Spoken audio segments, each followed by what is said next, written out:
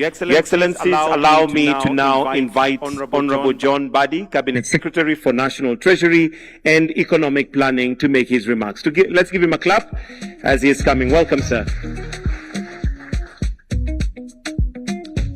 Thank you very much.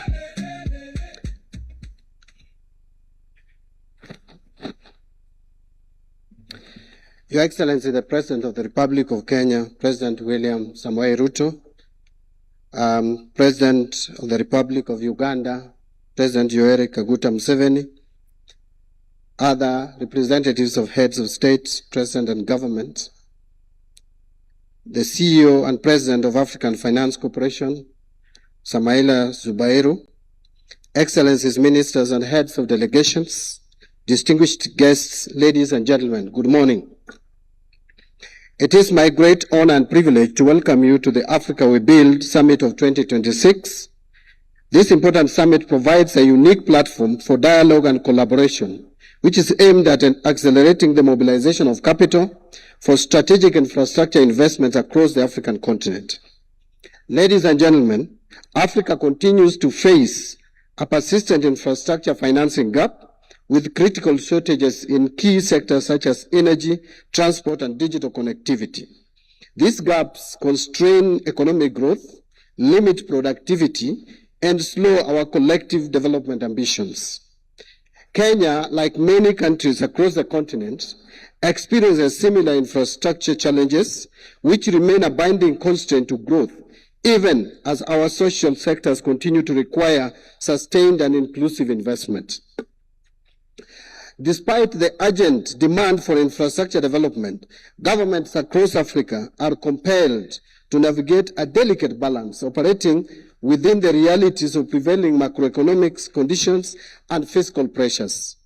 Using Kenya as an illustrative example, our fiscal position presents real constraints on policy choices. Public debt currently stands at approximately 65 to 67% of our GDP, with the debt service obligations consuming about 50% of our ordinary revenue. At the same time, our tax to GDP ratio remains in the mid-teens, reflecting both structural economic factors and the social and political limits of taxation. Compounding these challenges, global financial conditions have also tightened, making borrowing more expensive, less predictable, and increasingly restrictive for developing economies. This mismatch between infrastructure expectations and fiscal capacity underscores an urgent need for new and innovative approaches to development finance. And I would request to pause there and just mention the way we look at infrastructure in Kenya, and more particularly the corridor, is that the corridor is not a route. Corridor is not about rails. It's not about roads. Corridor is an integrated system. It is an economic ecosystem. It is about production. It is about industrialization. It is about value addition. It's about employment creation.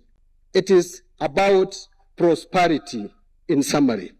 And that is why we have a holistic approach to our development initiatives. We are looking at how to integrate various infrastructure projects, because I will tell you that corridor does not start at the ports. It doesn't start at our airports. It actually starts at the farm. It starts at the factory, and it starts at the production centers. It is how you connect production centers to markets that is what is important. That is why you must also remember, as you do the rails, as you do airways, airports, as you do trunk roads, that feeder roads are equally important. So you must have a system where feeder roads connect to trunk roads connect to meter gauge railway, because standard gauge railway should not be a replacement of meter gauge railway, but should be blending and integrating with meter gauge railway. Then meter gauge railway should lead you to a dry port, which then should connect through SGR to seaports and airports. That is when now you have a corridor that is complete, a corridor that gives value, a corridor that moves you from rhetoric to deliveries. Because what we need is not political statements. It's not about rhetoric. It's about delivery. But this requires bold and sometimes uncomfortable decisions have to be made. And therefore, we require bold and courageous leaders in this space. I want to just summarize it by saying that I think the problem that we have been undergoing is that we are trying to do 21st century infrastructure development by using 20th century financing models. That is why we are still thinking about the traditional ways of raising funds. I want to say that this summit could not be more timely. The Africa We Build Summit offers an opportunity to rethink the continent's development finance paradigm by aligning Africa's long-term capital with the continent's vast infrastructure needs. In Kenya, we have already embarked on this transition by shifting away from traditional debt-heavy public financing models and embracing blended investment-led approaches. A key example is the recent establishment of the National Infrastructure Fund, a fund that we have established within an initial capital or seed capital of about $3 billion US, which resources we have sourced or raised from divestiture and privatization of capital assets or public capital assets. This is a fund that is designed to mobilize capital for commercially viable public infrastructure projects. We are trying to optimize the assets that we have. And this is going to help. This infrastructure fund is going to help in project development, in project designs, in project preparation, feasibility study, economic, social, and impact assessment, procurement process, up to execution. We are also advancing other innovative financing mechanisms, including securitization, more particularly in the road sector. This is what we call an intelligent and integrated optimization of the use of our assets.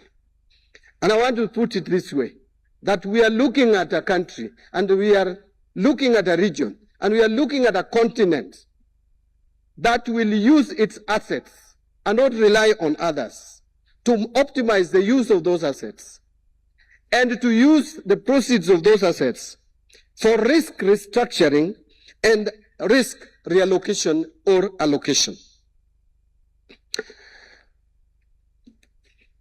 I want to also add the last, which is the revitalization of public-private partnership frameworks to attract private sector investment.